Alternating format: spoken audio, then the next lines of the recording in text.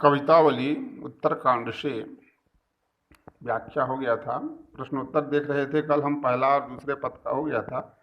तीसरे पद में धूत कहो अवधूत कहो रजपूत कहो जोलाहा कहो को काहू की बेटी बेटा न ब्याहब काहू की जाति बिगाड़ब न सोऊ।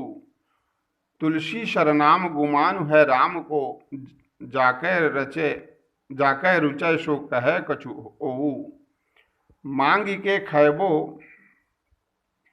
मशीत को सोईबो लय बे को एक न दैब को दो। तो इस पद में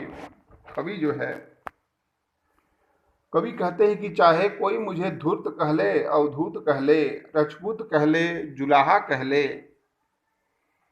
मुझे किसी की बेटी से अपने बेटे का ब्याह तो नहीं करना है और न किसी का संबंध रखकर उसकी जाति ही बिगाड़ूंगा।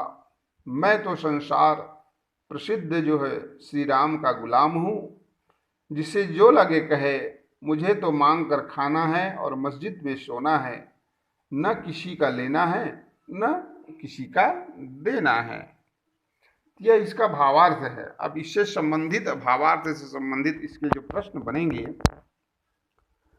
प्रश्न है तुलसीदास ने समाज पर अपना क्षोभ किन शब्दों में व्यक्त किया है।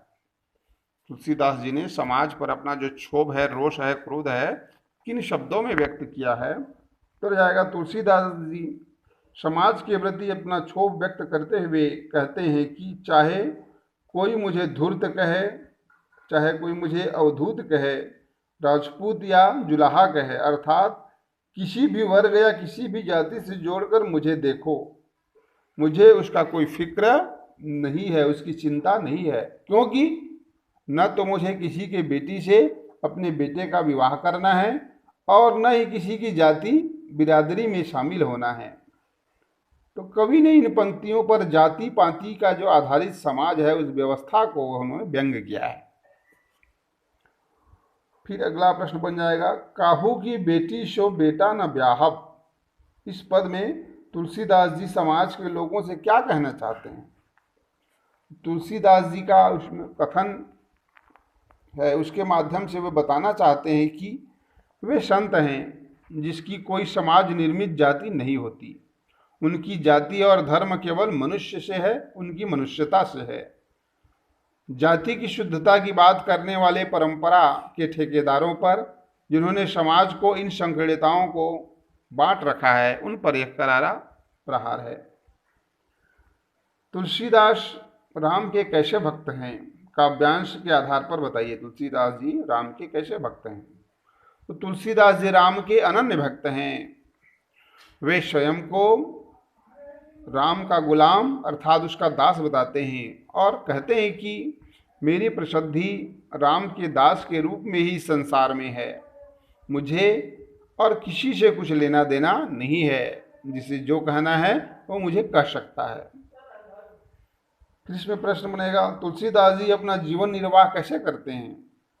तुलसीदास जी मांगे के खैबो मशीत को सोईबो। इस भाव में स्पष्ट है कि तुलसीदास जी भिक्षा मांगकर भोजन करते हैं और मस्जिद में जाकर अपना जीवन निर्वाह कर वहाँ सो जाते हैं। इस बात को उन्होंने कहा है। अब इसमें सौंदर्य बोध संबंधी भी प्रश्न एक दो बन सकते हैं।